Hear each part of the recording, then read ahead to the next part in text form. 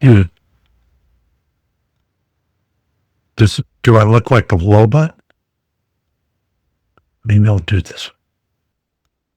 There's a lot of horror films that I missed in the day, like Hellraiser, Phantasm, and Puppetmaster, which I just watched last night. Like a lot of horror franchises that had many sequels that people went to despite getting progressively worse. No, there's this old puppet master who opens with a film with his puppets and commits suicide when the Nazis knock down the door. Now, 50 years later, there's this guy, Neil Gallagher, who contacts four psychics telepathically and has them come over to his house. And plus a criminal who's the boyfriend of one of the psychics. This psychic has the ability to read what's happened at that place where she's at. But for some reason, it's always sexual. Like, that's the only thing she reads, so she can always, molest her body. One of them was a rape with the owner of the house, Gallagher, and one of them's movie stars in the past who were having sex on the bed in this hotel.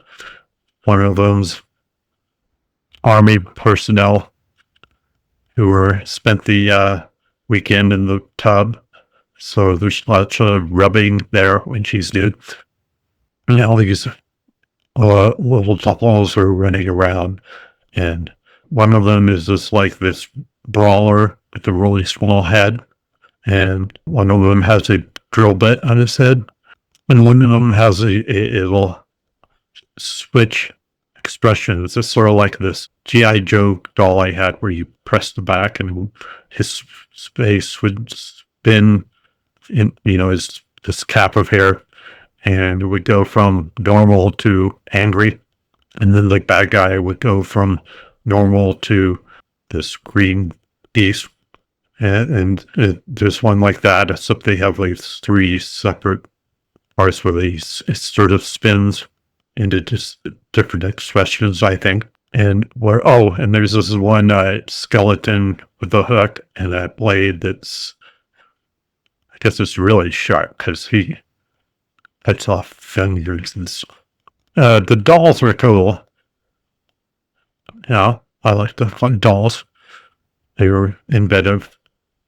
Oh, in one point, the woman who keeps getting readings from the past is having sex with the criminal, her boyfriend, and he ties him up to the bed. And she hears something, and she looks at her bed, and the drill bit guy rams her in her face. The criminal is asking, what's going on? What? I have no sense of humor.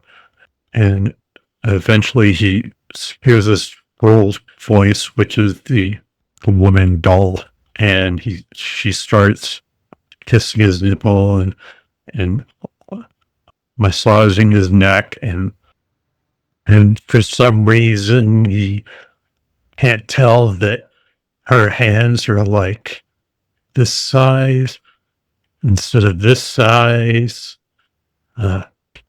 And she starts regurgitating leeches on his chest. And there's like four of them. And for some reason, like, oh, it hurts so bad, and he's tied up to the bed. And I'm like,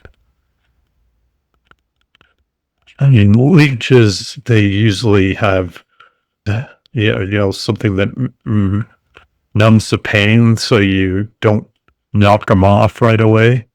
So I'm not sure he's feeling pain, but they get a few vials of blood out of him. It's a really stupid way to kill people. Uh, uh, and there's this psychic always doing spells and stuff to ward off the evil spirits. And one of them is a magician. The acting is horrible, except for the lead. He's not a bad actor, but everyone else is kind of horrible. Could be the audio, which a lot of low budget films have. Bad audio makes all the acting worse. And then plus there's these jolts just running around killing everybody. So the spells don't seem to work. Yeah, and it starts at this funeral where Gallagher is dead in a box, but he keeps appearing in chairs, and they have to put him back. Paul Lamont plays he said he was a magician. He was a professor at Yale who can dreams things to come.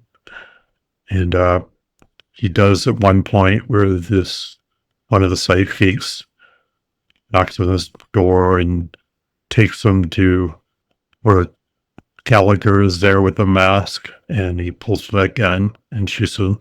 And that becomes true. The woman comes to the door, says, "You have to come upstairs," and he doesn't arm himself or doesn't do anything to prevent what's going to come.